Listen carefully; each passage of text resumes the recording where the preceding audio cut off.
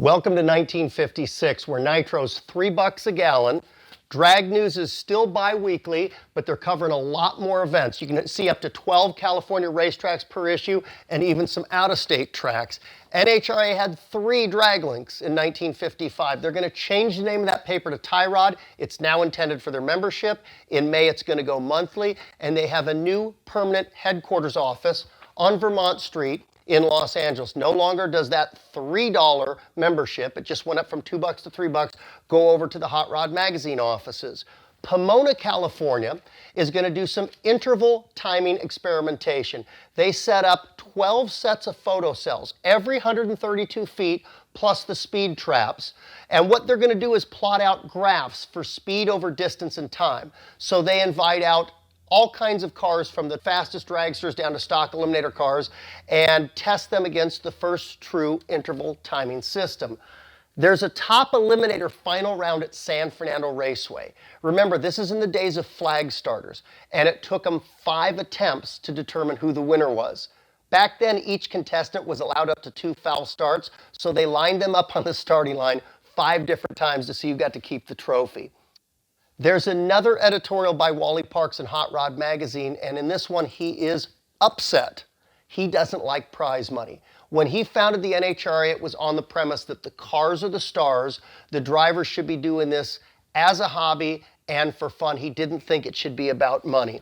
In September of '56, the International Association of the Chiefs of Police issue a resolution that in effect condemns drag racing. Now, up to this time, police officers had been instrumental in so many different states with helping the car clubs find places to safely race. And basically what this IACP resolution is saying to the police is, we don't want you to condone racing, we don't want you to help out.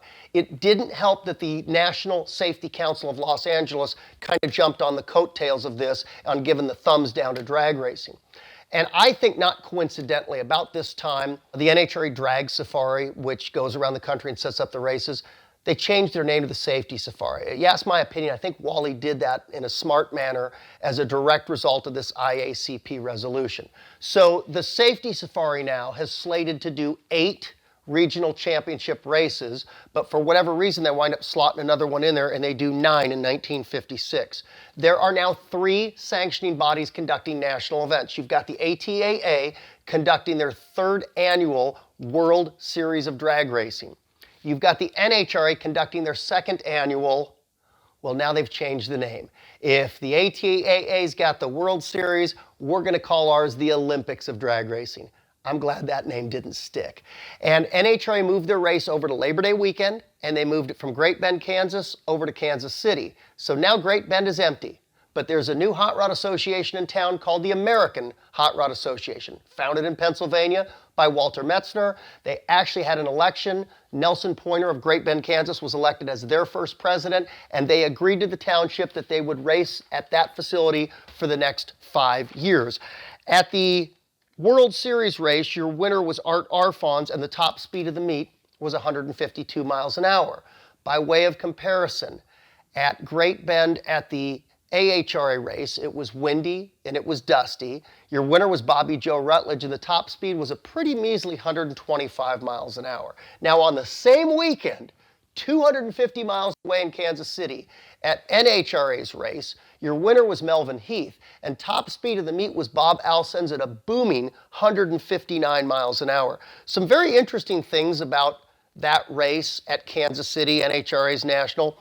Melvin Heath got to make 10 qualifying runs. This was way before they had sessions there. All the contestants before Monday eliminations were allowed to come out on the track and make warm-up runs, and after Monday eliminations, they were allowed to make grudge runs there. The trophy woman at that race, her name was Barbara Eden, and you'd probably know her better as I Dream of Jeannie. So 159 miles an hour is run at the NHRA race at Kansas City. But at the end of that race, the new NHRA record's only 152 miles an hour. That doesn't make sense. Well, Wally had a thought, and it made sense. If you're going to set national records to eliminate variables, they probably should all be set at the same track. NHRA's national event. They probably should all be done the same day. And in fact, he mandated they'd be done within a 4-hour window. So even though 159 was the best speed run, the new world record's only going to be 152 miles an hour when they leave there. So speaking of 150 miles an hour, that barrier was broken in August of 1955. But Lloyd Scott wasn't even a member of NHRA's 150 mile an hour club. They didn't start that club until 56 at Kansas City. In fact, the first NHRA 150 mile an hour member is Art Arfons. He was the 11th guy to run 150 miles an hour. If you took all the cars that broke that barrier, it's pretty fascinating. There just was no paradigm for going fast back then. Of these cars, some were supercharged, some were unblown, some ran on nitro, some ran on gasoline, some were 2-speed transmissions, some were high gear only. One of them had an aircraft engine. 2 of them were twin engine. 1 of them was 4-wheel drive. 2 of them were rear engine roadsters.